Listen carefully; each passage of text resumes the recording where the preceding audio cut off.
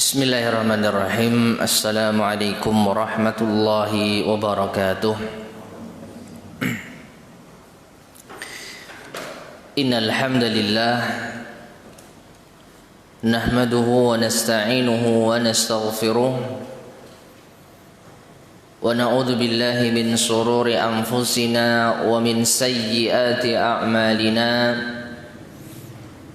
من يهده الله فلا مضل له ومن يضلل فلا هادي له وأشهد أن لا إله إلا الله وحده لا شريك له وأشهد أن محمدا عبده ورسوله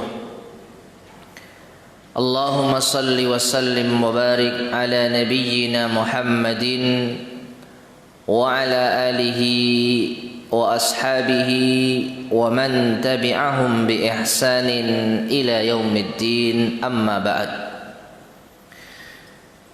Ma'asyiral muslimin rahimani wa rahimakumullah. Alhamdulillah, segala puji bagi Allah Azza wa Jal yang telah mempertemukan kita di majelis yang mulia ini untuk melanjutkan kembali kajian kita membahas ringkasan sirah nabawiyah, merujuk pada bait-bait syair yang disusun oleh Al-Imam Ibnu Abil Izz Al-Hanafi rahimahullahu ta'ala yang berjudul Al-Urjuzah Al-Mi'iyah, yaitu syair yang berjumlah 100 tentang sirah nabawiyah. Saat ini kita sampai pada bait yang ke-31. Karena bait ke-27, 28, 29 dan 30 sudah kita bahas pada pertemuan sebelumnya, yaitu tentang hijrahnya kaum muslimin pertama kali ke negeri Habasyah. Yang singkatnya, kaum muslimin hijrah 2 kali ke negeri Habasyah. Ya, hijrah 2 kali ke negeri Habasyah.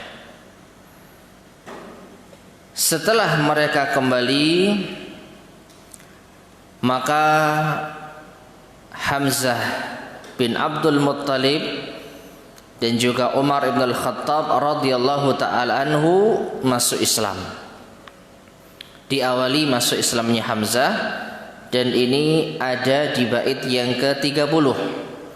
Wahunna ashrun wa thamanin thumma qad aslama fi sadisi Hamzatul Asad. Jumlah kaum wanita di hijrah yang kedua ke negeri Habasyah itu sebanyak 18 orang. Ya, kemudian masuk Islamlah Hamzah bin Abdul Muttalib Al-Asad, yaitu julukan dari Hamzah, singa. Ya, singanya Islam, Hamzah bin Abdul Muttalib pada tahun ke-6 masa kenabian. Nah ini, jadi akhir pembahasan kita sampai bait yang ke-30. Adapun masuk Islamnya Umar tidak ada di dalam risalah kita ini, tidak ada di dalam, yaitu Urjuzah Al-Mi'iyah ini. Tapi sudah kita sampaikan pada pertemuan sebelumnya. Bagi jamaah yang ingin menyimak, mungkin bisa melihat rekaman kajian kita.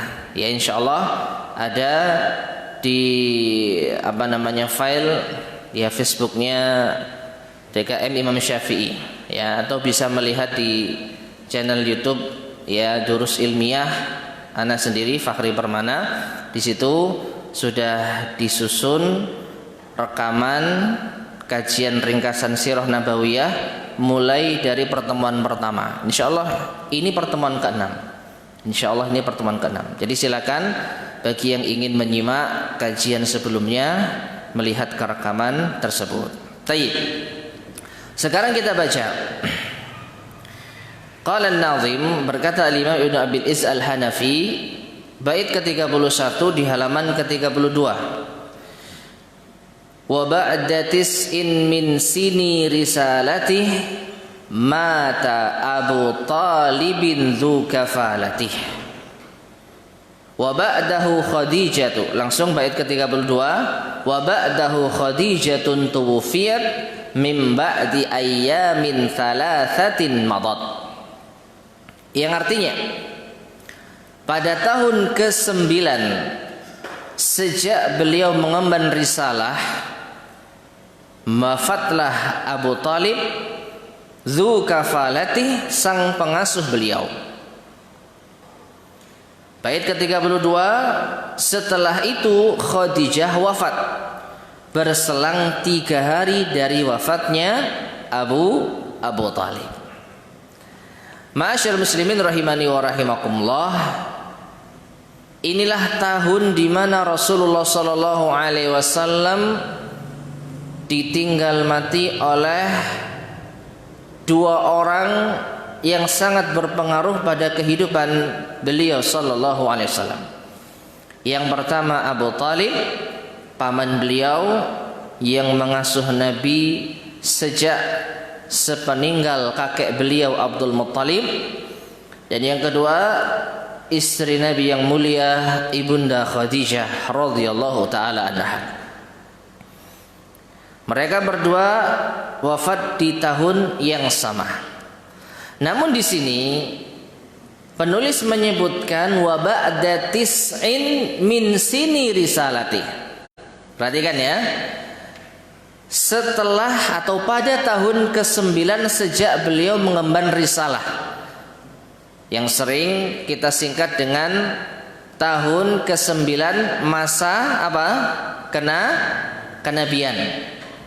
Ya, kita harus jeli loh ya. Tahun keberapa? Tahun ke-1, tahun ke-2, tahun ke-3, tahun ke-4, tahun ke-9. Ini apa? Apakah tahun ke-9 di masa hijrah atau tahun ke-9 di masa kenabian? Bedanya berapa tahun itu? Ya 10 tahun lebih. Kalau kita mengatakan tahun ke-9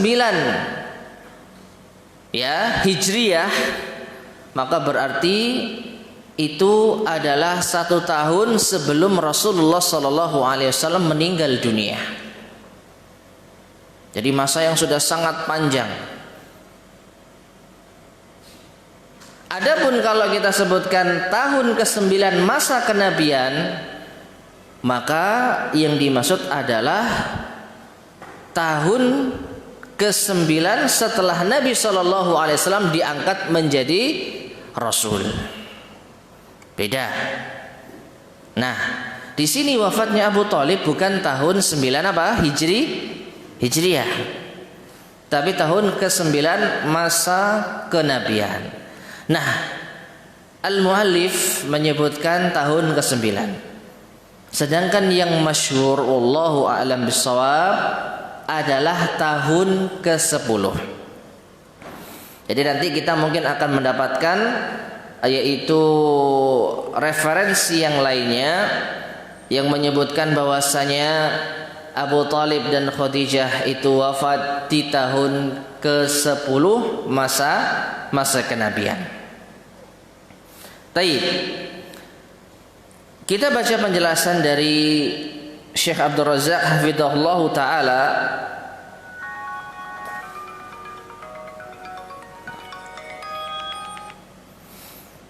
menukil pemaparan dari Al-Imam Ibnu Katsir dalam kitabnya Al-Bidayah wa Nihayah. Al-Imam Ibnu Katsir menyebutkan faslun fi wafati Abi Talib ammi Rasulillah sallallahu alaihi wasallam thumma min ba'dihi Khadijah bintu Khuwailid zaujatu Rasulillah sallallahu alaihi wasallam.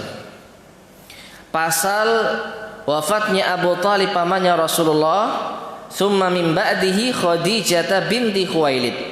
Kemudian setelahnya Khadijah binti Khuwailid istri Rasulullah sallallahu alaihi wasallam, wa radhiyallahu anha. Semoga Allah meridainya.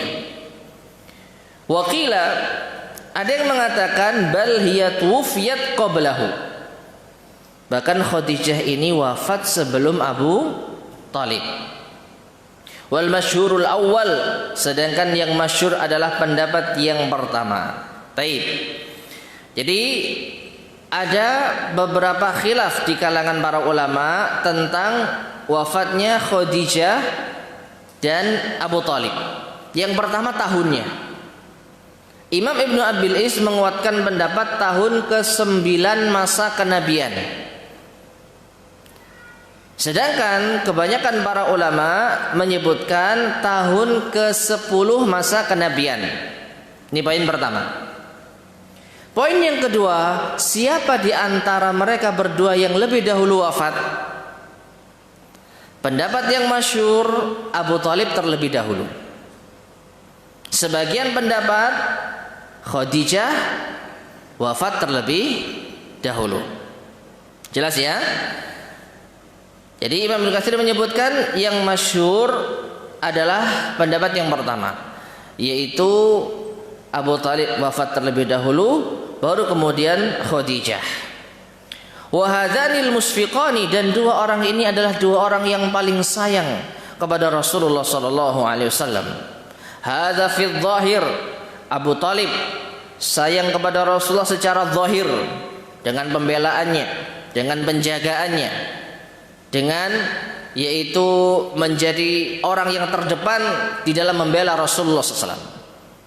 Jadi dengan kekuatannya secara zahir. Wa hadhihi fil batin, sedangkan Khadijah kasih sayang kepada Rasulullah, menampakkan sayangnya kepada Rasulullah secara batin.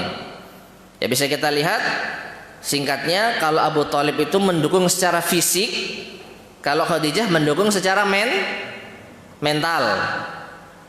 Ya, Khadijah wanita, tidak bisa menjadi penolong Rasulullah tatkala beliau menghadapi cobaan-cobaan yang besar, yang berat.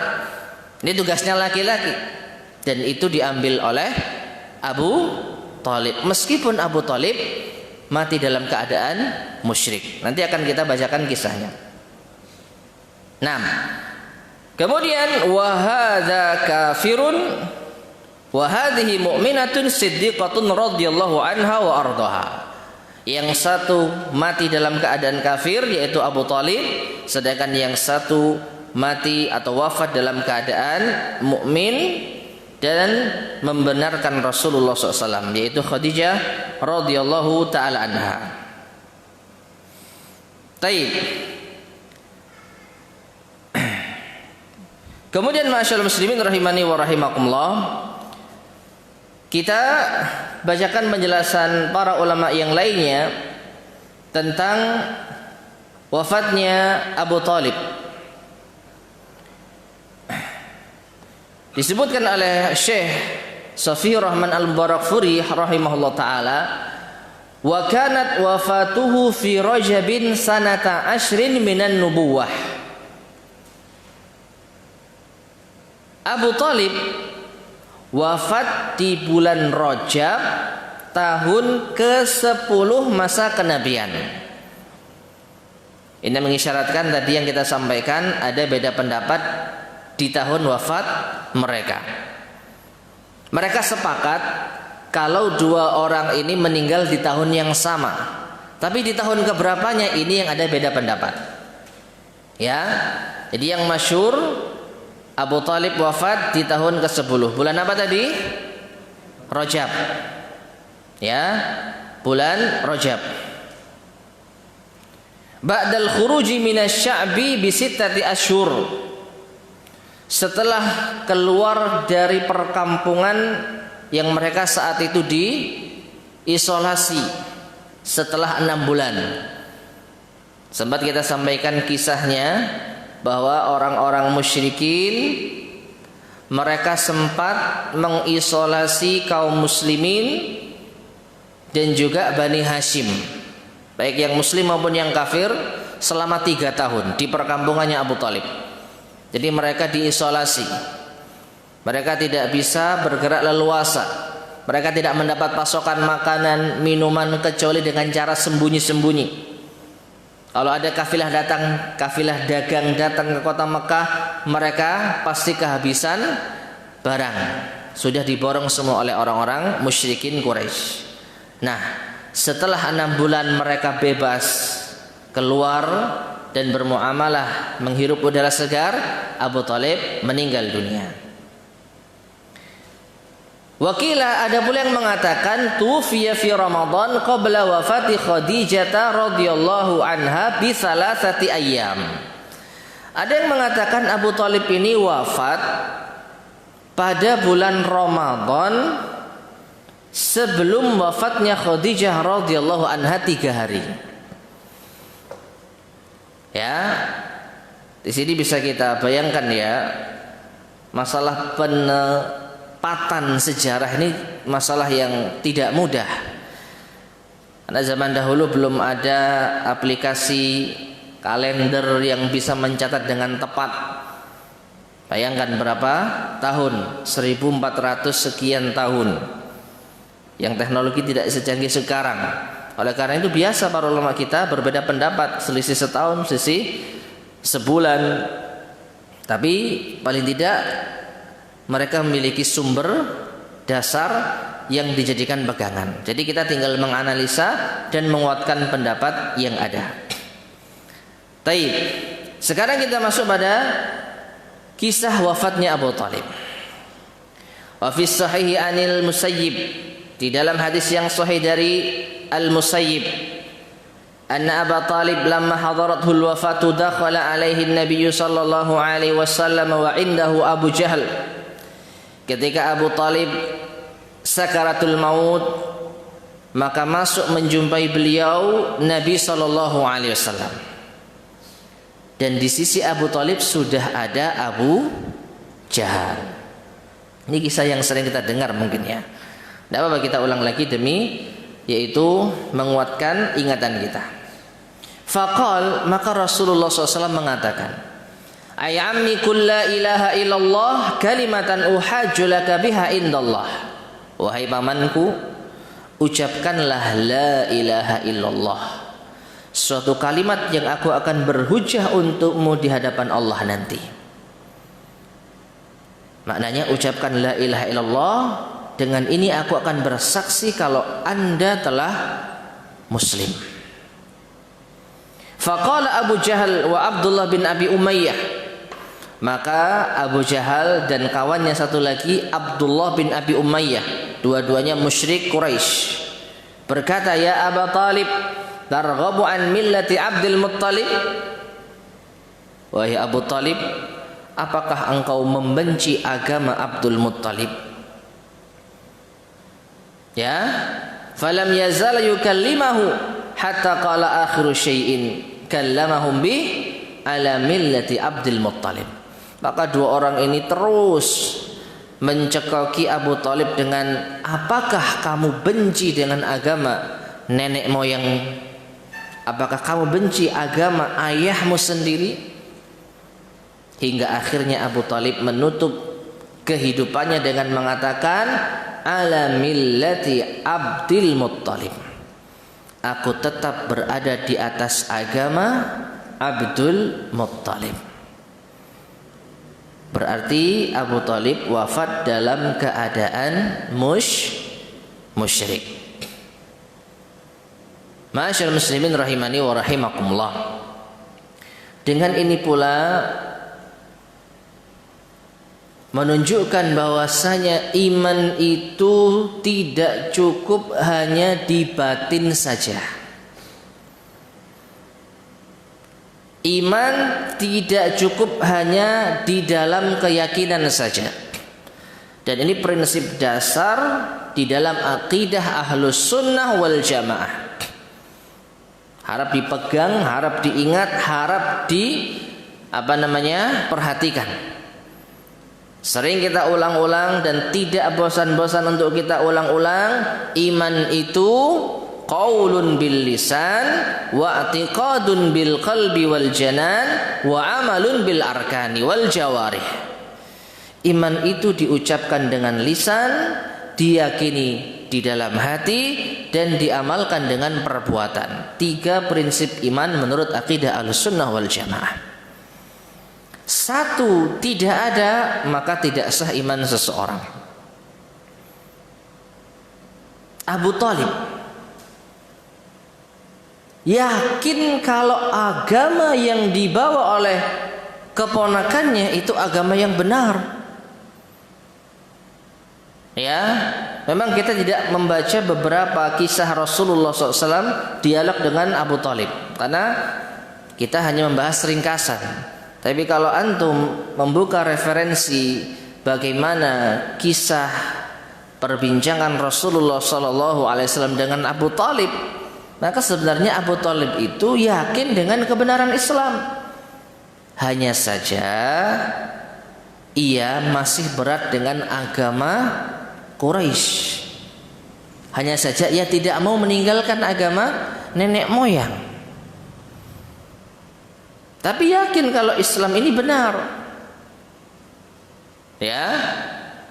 Tetapi keyakinan tidak cukup. Makanya Rasulullah menegaskan, "Ya ammi, qul." Wahai pamanku, ucapkan. Bahasa kita ya, antum sudah yakin, tinggal mengucapkan saja. Karena dengan inilah aku akan berhujah di hadapan Allah nanti. Kalau cuman keyakinan nggak ada ucapan, nggak bisa Rasulullah berhujah di hadapan Allah. Makanya iman itu selain diyakini di dalam hati, harus diucapkan dengan lisan. Tidak boleh hanya disimpan, yang penting yakin, tapi lisannya tidak mau mengucapkan kalimat la ilaha illallah. Jelas ya? Nah ini, akhirnya Rasulullah SAW mengatakan, la astaghfiranna laka ma lam unha an. Sungguh aku akan memintakan ampunan untukmu hai pamanku selama tidak dilarang. Jadi Rasulullah masih sayang dengan pamannya sampai-sampai rela untuk memintakan ampunan untuk pamannya. Tapi beliau sadar selama tidak dilarang. Lantas turunlah firman Allah Subhanahu wa taala di dalam surat At-Taubah ayat 113. Dalil tidak boleh seorang muslim mendoakan ampunan bagi orang musyrik, bagi orang kafir. Surat At-Taubah ayat 113. Allah berfirman, "Ma kana lin-nabiyyi wal-ladzina amanu ay yastaghfiru lil musyrikina walau kanu uli qurba min ba'di ma tabayyana lahum annahum ashabul jahim." Tidak pantas bagi Nabi dan orang-orang yang beriman untuk memintakan ampunan bagi orang musyrik meskipun mereka kerabat dekat, meskipun mereka masih famili. Mim ba'di ma tabayyana lahum annahum ashabul jahim, setelah jelas bagi mereka bahwa mereka adalah penduduk neraka jahim. Berarti boleh enggak memintakan ampunan untuk orang musyrik? Tidak boleh. Berarti Nabi memintakan ampunan untuk Abu Thalib atau tidak? Tidak. Sudah. Ya. Sebelumnya Nabi belum mendapatkan wahyu, makanya beliau ingin untuk memintakan ampunan, tapi ternyata Allah menetapkan tidak boleh. Nah, lalu bagaimana nasib Abu Thalib di neraka? Bagaimana nasib Abu Thalib di dalam neraka? Diriwayatkan di dalam hadis yang sahih dari Abbas bin Abdul Muttalib. Abbas berkata kepada Rasulullah sallallahu alaihi wasallam. Abbas siapa? Pamannya Rasulullah. Ma agnaita an ammik?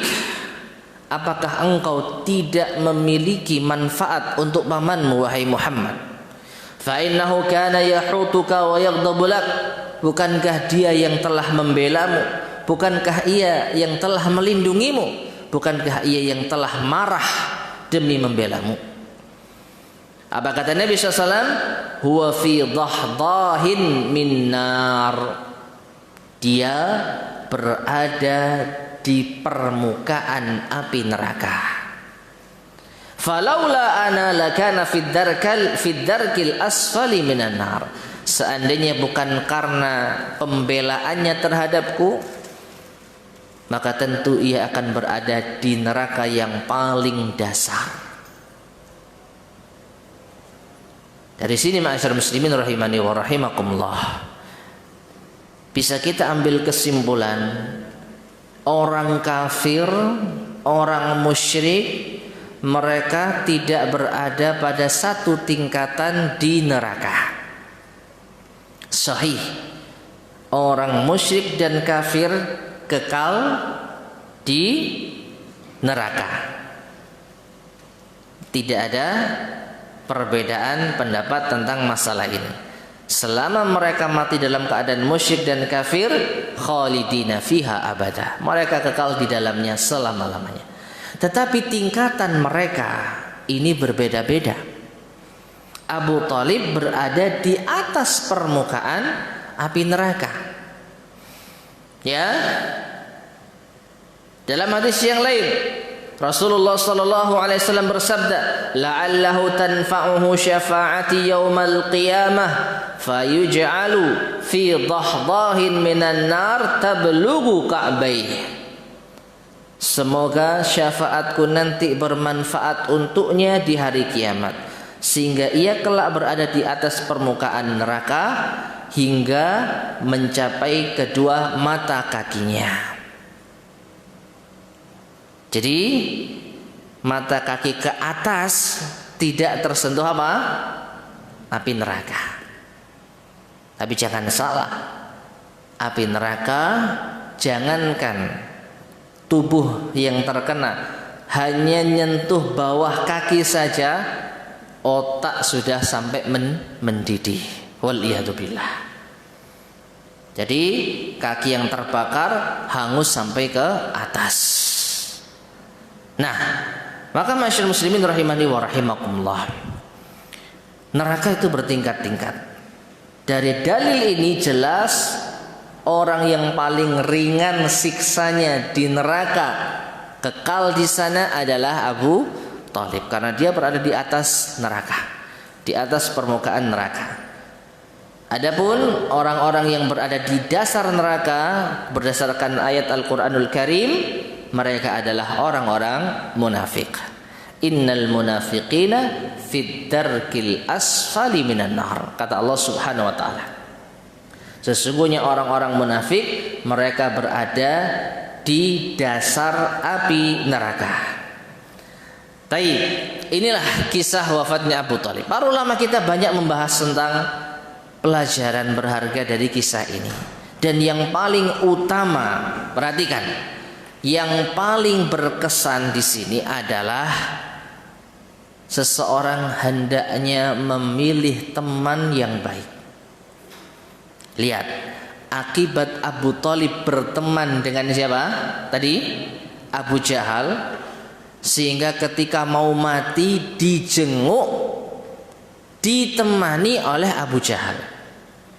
Kita tidak boleh mengatakan lau, seandainya, karena ini pembuka apa? Pintu syaitan. Tapi kalau kita sedikit mencoba menganalisa, ya, sekali lagi nggak boleh kita mengatakan seandainya. Tapi kalau kita mencoba menganalisa, mungkin berbeda. Kalau Abu Thalib meninggal dunia tidak ada Abu Jahal di sana. Qadarullah sudah terjadi. Tapi sekali lagi, kalau kita ambil pelajaran, ada kawan yang mau meninggal dunia ditemani oleh orang yang tidak baik, maka jadikan ini pelajaran. Bagaimana supaya kita tidak ditemani oleh orang yang tidak baik? Jangan berteman dengan orang yang tidak baik, sehingga kalau kita mau meninggal dunia, yang datang orang-orang soleh, ditalkin kita, Akhi, ucapkan la ilaha illallah. Ya, coba kalau kita berteman dengan para peminum, ya, yang nggak tahu la ilaha illallah, kita mau mati, ngombisi, mati dalam keadaan minum khamr. Nauzubillah min dzalik. Teman sangat berpengaruh. Ya, kalau kita sedang berada di sakaratul maut, siapa yang mendampingi kita? Kalau teman-teman ahli ibadah, orang-orang soleh, insya Allah paling banter dituntun untuk mengucapkan la ilaha illallah. Dan keutamanya apa? Man kana akhiru kalamihi la ilaha illallah dakhala al-jannah. Siapa yang akhir ucapannya la ilaha illallah, masuk surga. Dan ini harus diupayakan.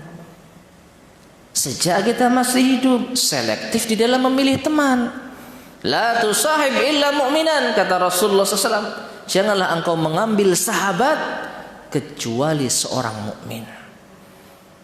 Enak kita kalau mau meninggal dunia yang menjenguk orang-orang soleh, lalu kita didoakan, dituntun mengucapkan la ilaha illallah, nikmat yang luar biasa.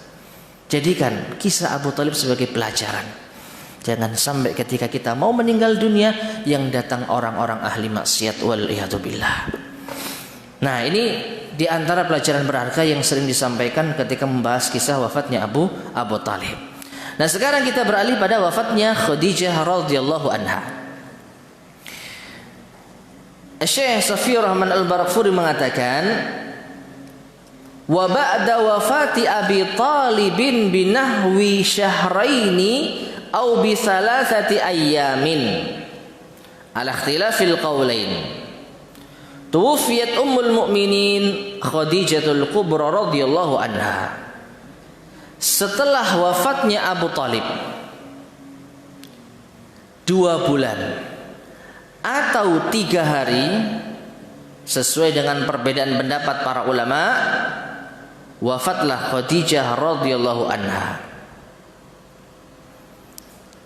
Sedikit murajaah dari pelajaran yang tadi kita sampaikan. Para ulama kita berbeda pendapat di tahun wafatnya Khadijah. Ada yang mengatakan tahun berapa? 9, sebagaimana Imam Ibn Abil Iz. Ada yang mengatakan tahun ke-10, sebagaimana yang telah masyhur. Kemudian, siapa yang lebih dahulu wafat? Beda pendapat juga. Ada yang mengatakan Abu Thalib terlebih dahulu, dan ini yang paling masyhur, dan ada yang mengatakan Khadijah terlebih dahulu. Taib. Pendapat yang mengatakan Abu Thalib terlebih dahulu, berapa rentang waktu jaraknya? Beda pendapat lagi. Ada yang mengatakan 2 bulan setelah wafatnya Abu Thalib baru Khadijah wafat. Ada yang mengatakan 3 hari setelah wafatnya Abu Thalib. Pertanyaan, bagi yang berpendapat 3 hari menjelang 3 hari setelah Abu Thalib wafat baru Khadijah meninggal, itu di bulan apa? Kalau 2 bulan selisihnya, maka tadi sudah kita sampaikan Abu Thalib wafat di bulan Rajab. 2 bulan setelahnya Khadijah wafat. Ini pendapat yang paling masyhur. Tapi ada pendapat yang mengatakan selisih meninggal mereka berdua cuma 3 hari. Abu Thalib meninggal, 3 hari setelahnya Khadijah. Kalau menurut pendapat ini di bulan apa?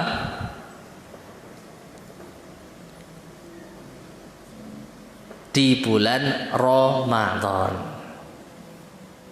Ini menunjukkan wallahu alam bissawab, wafatnya Khadijah di bulan Ramadan seakan-akan ini hal yang yang mungkin tidak diperselisihkan. Ya, kenapa? Mau wafatnya Khadijah itu 2 bulan setelah Abu Thalib ataupun 3 hari setelah Abu Thalib, tetap Khadijah wafat di bulan Ramadan. Kalau 2 bulan berarti Abu Thalib yang maju, wafat di bulan Rajab, bukan Ramadan, Rajab. Ya, Kalau selisihnya 3 hari, Abu Thalib yang mundur, wafat di bulan Ramadan. Ya. Jadi sebenarnya bukan masalah yang mendasar sih, tapi sekali-kali diajak mikir ya. Ini namanya ngaji rodok mikir ya. Jadi ada 2 pendapat. Ya. Selisih meninggalnya ada yang mengatakan 2 bulan, ada yang mengatakan 3 hari. Kalau 2 bulan, maka Abu Thalib di bulan Rajab, Khadijah di bulan Ramadan. Kalau 3 hari, maka Abu Thalib di bulan Ramadan, Khadijah juga di bulan Ramadan. Jelas? Baik. 6. Walaha, dan Khadijah wafat dikala usia beliau 65 sanah ala ashuril aqwal. Saat usia beliau 65 tahun. Khadijah wafat saat beliau berusia 65 tahun. Berarti Rasulullah usianya berapa?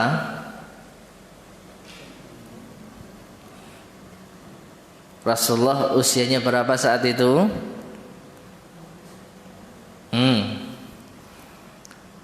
Rasulullah menikah usia berapa? Rasulullah menikah dengan Khadijah usia berapa? Hah? Masih muda kok. 25 tahun. Khadijah menikah dengan Rasulullah usia berapa? 40 tahun. Sudah ketemu. Berapa sisi usia mereka? 15 tahun, ya kan? Nah, berarti ketika Khadijah wafat usia 65 tahun, Rasulullah berusia 50 tahun. 50 tahun. Taib. Dan ini sebenarnya dilihat dari sisi yang lain juga bisa loh. Apa itu? Wafatnya Khadijah di tahun yang masyhur di tahun ke-10, ya kan, tadi saya sampaikan tahun ke-10. Memang di kitab kita, di kitab Urjuzah di tahun ke-9, tapi kita tambahkan referensi yang lain yang masyhur di tahun ke-10. Nah, 10 masa kenabian. Rasulullah diangkat menjadi nabi usia berapa? 40 tahun tambah 10 50, ketemu ya. Jadi otak-atik umur kalau tahun-tahun yang sangat berkesan, tahun-tahun yang perlu kita ingat, insya Allah akan ketemu sampai nanti wafatnya Rasulullah SAW. Taib. Kemudian ma'asyar muslimin rahimani wa rahimakumullah, Khadijah radhiyallahu ta'ala anha, satu-satunya wanita yang mendampingi Rasulullah sallallahu alaihi wasallam di awal masa kenabian sampai 10 tahun di masa kenabian. Usia pernikahan mereka berapa? Ayo kita hitung-hitungan lagi ben gak ngantuk. Tambah ngantuk, waduh ya. Angel ha? 25 tahun. Benar? Iya, benar. Rasulullah menikah saat usia 25 tahun. Khadijah wafat saat Rasulullah berusia 50 tahun. Berarti usia pernikahan mereka 25 tahun. 6, cukup panjang. Dan paling lama. Kenapa? Karena setelah wafatnya Khadijah, Nabi SAW menikah dengan banyak wanita itu cuman beberapa tahun saja. Di tahun ke-10 di bulan Syawal, jadi sebulan setelah meninggalnya Khadijah, beliau menikah dengan Saudah bintu Zam'ah. Ada yang mengatakan dengan Aisyah terlebih dahulu. Nah ini, katakanlah menikah dengan Saudah di tahun ke-10 masa kenabian. Beliau menjadi nabi lamanya 23 tahun. 10 ke 23 berapa? 13 tahun. Ya. Jadi mereka berumah tangga dengan Rasulullah SAW cuman 13 tahun. Itu Nabi dibagi berapa cinta, ya. Cintanya Nabi terbagi untuk 9 wanita. Sedangkan cintanya Nabi kepada Khadijah itu hanya milik Khadijah selama berapa? 25 tahun. Ibu-ibu jangan sampai mari selawi tahun sampean oleh Rabi meneh, jangan gitu. Ya. Ini Rasulullah SAW tentu bukan hal yang menjadi dalil, ya. Kalau ada seorang ingin menikah lagi. Taib. Kemudian di antara kenangan Rasulullah SAW dengan Khadijah setelah beliau wafat, Rasulullah SAW mengatakan, amanat bi hina kafara biyan nas. Dialah wanita yang beriman kepadaku ketika manusia mengkufuriku. Wa saddaqatni hina kadzdzabani an-nas.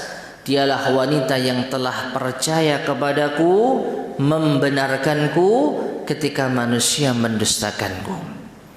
Wa asyrakatni fi maliha hina harramani an-nas. Dialah yang telah memberikan hartanya untukku ketika manusia tidak ada yang membantuku di dalam hartanya. Wa razaqani Allahu waladaha wa hurima waladun ghairuha. Dan yang terakhir, seorang Khadijah radhiyallahu anha pantas berbangga di hadapan istri-istri Nabi yang lain. Apa itu? Dan Allah memberikan rizki kepadaku, kata Rasulullah, anak darinya. Ketika diharamkan, tidak dianugerahkan anak dari selainnya. Apa artinya? Satu-satunya yang melahirkan anak untuk Rasulullah SAW adalah Khadijah. Dan satu orang, siapa yang tahu? Maria Al-Qibtiyah, budaknya Rasulullah SAW. Adapun istri-istri beliau tidak ada. Maka benar dikatakan di sini, satu-satunya istri Rasulullah SAW yang sah, bukan budak ya. Kalau budak itu bukan istri, meskipun halal untuk dikumpuli. Satu-satunya istri Rasulullah SAW yang sah, yang memberikan keturunan untuk beliau adalah Khadijah radhiyallahu taala anha. Keenam putra putri Rasulullah berasal dari rahimnya. Siapa saja? Al-Qasim, Abdullah, Zainab, Ruqayyah, Ummu Kulthum, dan Fatimah. 6 putra putri Rasulullah dari rahim Khadijah berjumlah 6. Adapun putra Rasulullah yang berasal dari Maria Al-Qibtiyah adalah Ibrahim.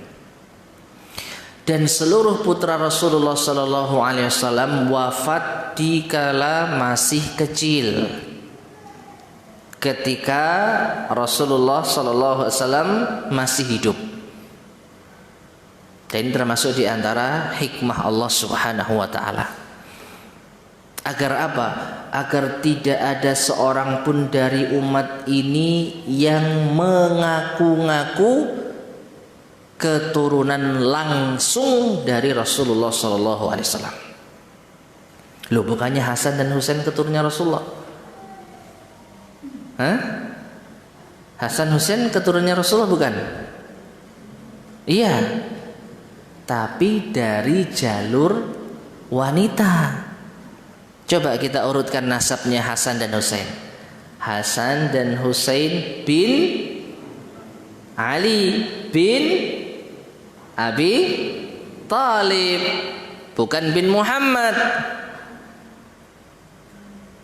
Makanya Allah berfirman apa di dalam Al-Quran? Makana Muhammadun aba ahadim mir rijalikum. Muhammad itu bukanlah ayah dari laki-laki di antara kalian. Artinya apa? Tidak ada keturunan laki-laki langsung dari Rasulullah SAW. Karena nasab beliau dari jalur laki-laki terputus. Oleh karenanya ini dijadikan bahan olok-olokan oleh orang-orang Quraisy hingga turunlah surat Al-Kautsar. Apa kata Allah Subhanahu wa taala? Inna a'tainakal kautsar fasholli lirabbika wanhar inna syani'aka huwal abtar. Apa artinya inna syani'aka huwal abtar? Sesungguhnya orang yang mencelamu dialah yang abtar. Apa abtar? Terputus. Maksudnya apa? Orang-orang Quraisy itu mencela Rasulullah Sallallahu Alaihi Wasallam dengan orang yang terputus nasabnya. Muhammad nggak punya penerus keturunan laki-laki. 3 anak laki-lakinya semua meninggal dunia. Jadi tidak ada keturunan yang akan melanjutkan nasabnya. Habis. Ya. Loh, Nabi kan punya anak perempuan. Iya. Anak perempuan memang benar, tetapi kalau anak perempuan ini sudah meninggal dunia, putranya dinasabkan kepada ayahnya, bukan kepada ibunya. Makanya tadi apa? Hasan bin Ali. Jadi bukan bin Fatimah. Yang namanya anak itu dinasabkan kepada ayahnya. Fatimahnya bin Rasulullah, binti Rasulullah. Tapi yang namanya jalur nasab itu nyambung terus dari laki-laki. Nah, orang-orang Quraisy mengejek Rasulullah, Muhammad itu terputus dia. Allah Subhanahu wa taala membela. Inna syani'aka huwal abtar. Justru orang yang mencela wahai Muhammad dialah yang terputus. Ini menunjukkan ya, terputus yang sesungguhnya itu bukan hanya sekedar tidak punya anak keturunan. Tapi apa? Tapi dengan disebut namanya. Sekarang nama Rasulullah Sallallahu Alaihi Wasallam minimal disebut setiap hari 5 kali di masjid-masjid. Saat waktu apa? Azan. Asyhadu anna Muhammadar Rasulullah. Aku bersaksi bahwa Muhammad adalah utusan Allah. Nama Nabi kita disebut di setiap masjid minimal 5 kali. Belum ketika kita sholawat, di saat kita tahiyat, Allahumma sholli ala Muhammad. Ratusan, berapa jumlah penduduk dunia yang beragama Islam? Aku gak ngerti, sampeyan hitung dhewe ya. Semuanya bersolawat kepada Rasulullah. Allahumma sholli ala Muhammad. Sekarang yang nyebut Abu Jahal siapa? Yang nyebut nama Abu Lahab siapa? Kita mau nyebut itu karena terpaksa. Sebenarnya enggan kita menyebut nama Abu Jahal, Abu Lahab. Tapi untuk contoh tokoh kesesatan, tokoh kekufuran, kita sebut untuk kita hina, untuk kita rendahkan. Berarti siapa yang terputus? Orang-orang yang mencela Rasulullah Sallallahu Alaihi Wasallam. Ya, Nabi boleh nggak punya anak keturunan laki-laki, tapi nama beliau nyambung terus. Tidak pernah berhenti orang menyebut nama Rasulullah Muhammad Sallallahu Alaihi Wasallam. Adapun nama Abu Jahal, Abu Lahab, orang-orang musyrikin Quraisy hampir tidak terdengar kecuali untuk disebutkan keburukannya. Nah, jadi di antara keunggulan dan keutamaan Khadijah, dari rahimnya lah lahir putra-putri Rasulullah Sallallahu Alaihi Wasallam. Taib. Demikian pula di antara keutamaan Khadijah yang mungkin tidak dijumpai oleh istri-istri Nabi yang lain. Khadijah pernah mendapatkan salam dari malaikat Jibril alaihi salam, bahkan dari Allah Subhanahu wa taala.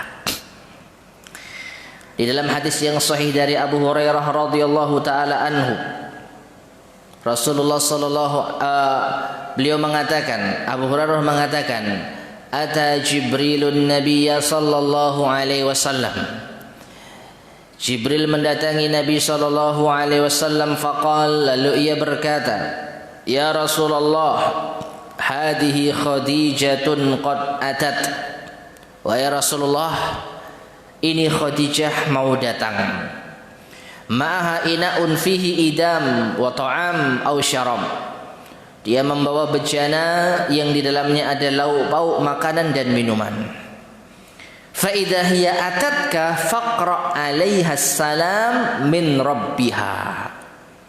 Kalau Khadijah datang, sampaikanlah salam untuknya dari Tuhannya.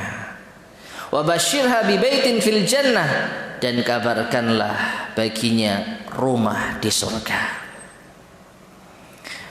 Ma'asyiral muslimin rahimani wa rahimakumullah.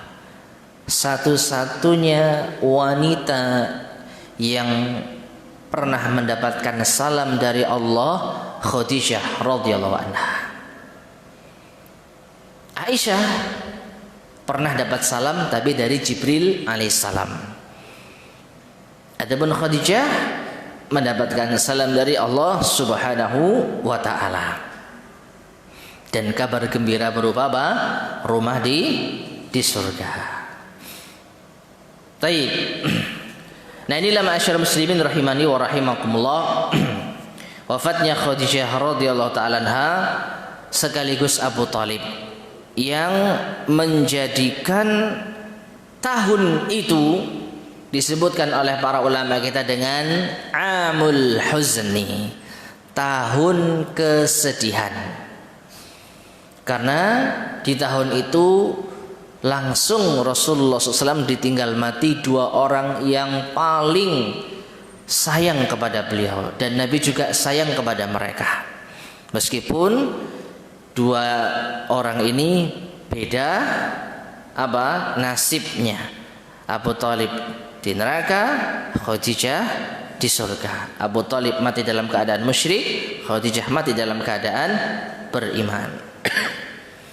Baik, selanjutnya ma'asyiral muslimin rahimani wa rahimakumullah, berkata Ibnu Ishaq, lamma halaka Abu Thalib nalat Quraisyun min Rasulillah sallallahu alaihi wasallam min al-adha.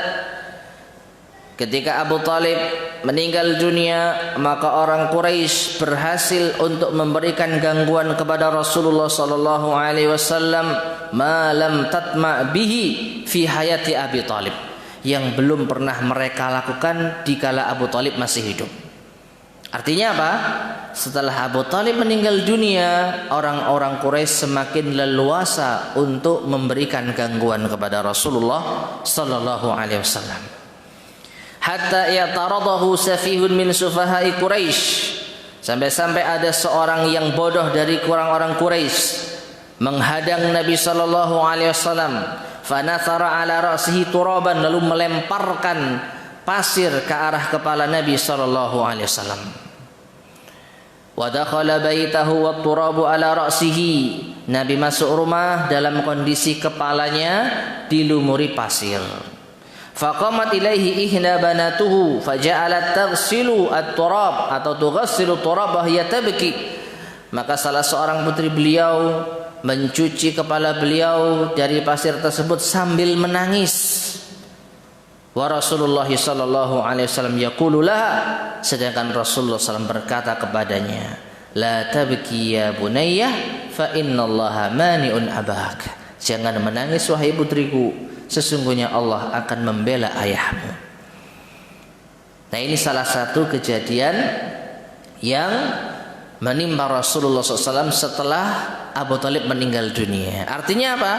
Orang-orang sudah lebih leluasa. Nabi sudah nggak ada yang membackingi lagi.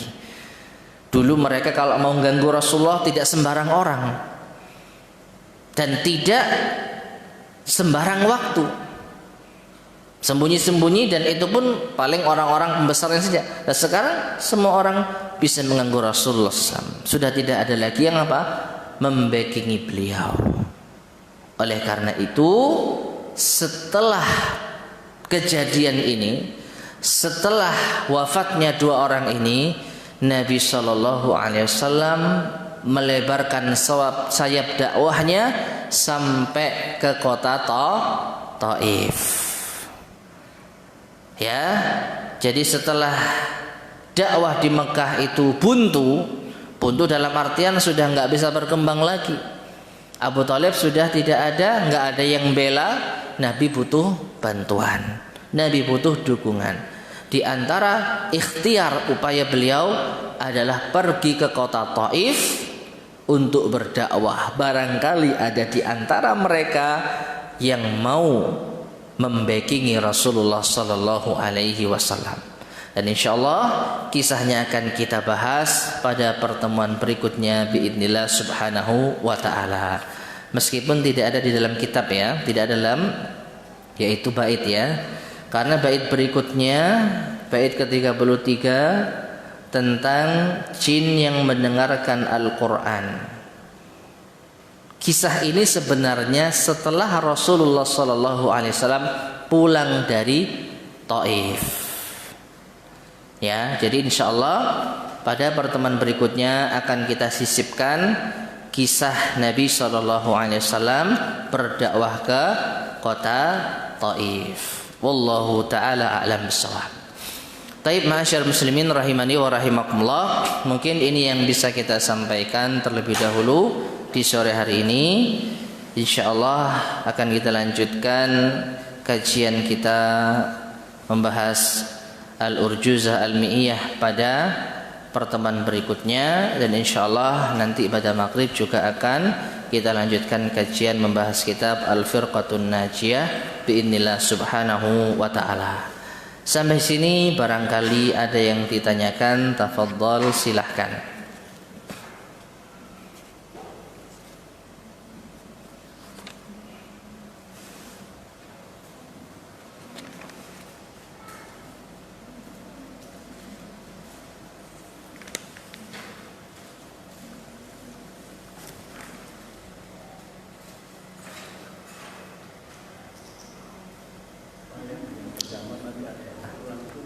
Ada apa?